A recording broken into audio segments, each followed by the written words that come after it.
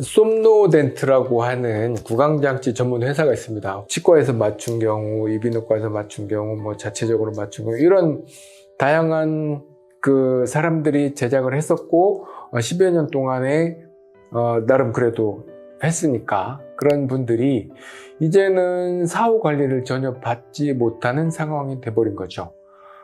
실질적으로 이 구강장치는 단지 한번 만들어서 끝이 아니고 지속적으로 관리를 해야 되고 구강 형태나 어떤 장치의 어떤 변형이나 여러 가지들을 지속적으로 관리를 해줘야 되는데 지금 그런 상황이 안 돼서 되게 난처한 경우들이 많다고 하더라고요.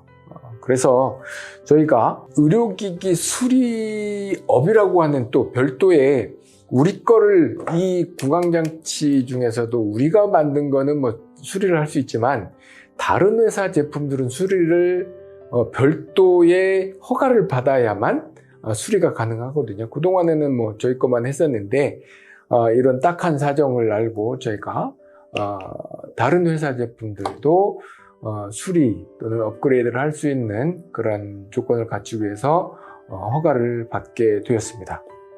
그래서 이런 다른 회사 제품들, 뭐 솜노뿐만이 아니고 다양한 제품들이 있을 거 아니에요? 그런 제품들을 단순 파손에 대한 수리도 있지만 기능을 좀 더 업그레이드 시키고 더 이런 파손에 대한 부분들을 미연에 방지할 수 있는 디자인들을 적용해서 오래 잘 쓸 수 있도록 하는 그런 서비스를 제공할 수 있게 되었습니다. 자, 그러면은 이 솜노덴트라고 하는 이 회사 제품과 우리 바이오가드 이 제품과 차이를 한번 살펴보도록 할까요? 자, 솜노덴트에서 가장 취약한 부분이 뭐냐면은 여기 이 부분 조절기가 파손이 되는 겁니다. 여기가 되게 이렇게 보시면 이 조절기하고 이 본체하고 이 접착 이게 연결이 돼야 되는 부분이 상당히 좀 약하게 돼 있어요. 비교를 하다 보면 저희가 한번 볼까요? 자, 이렇게 저희는 여기에서부터 여기까지 앞에까지 이게 한 몸으로 앞에까지 쭉 연결을 시켜놔서 이렇게 뒤로 밀리는 힘을 버티는 힘이 굉장히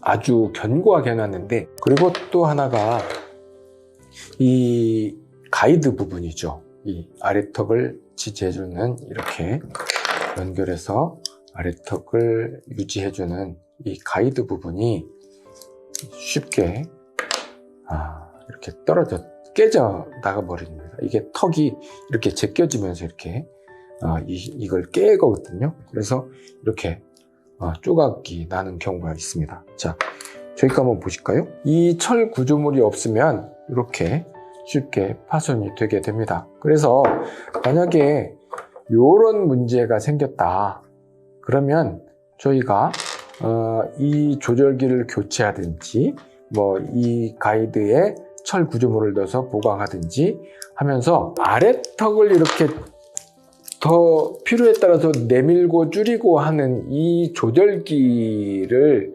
자유자재로 할 수 있어야 되는데, 그리고 턱의 위치에 따라서 완전히 효과는 달라지고 턱에 가는 부담이나 이런 것도 달라지기 때문에 얼마나 적정하게 잘 잡았느냐는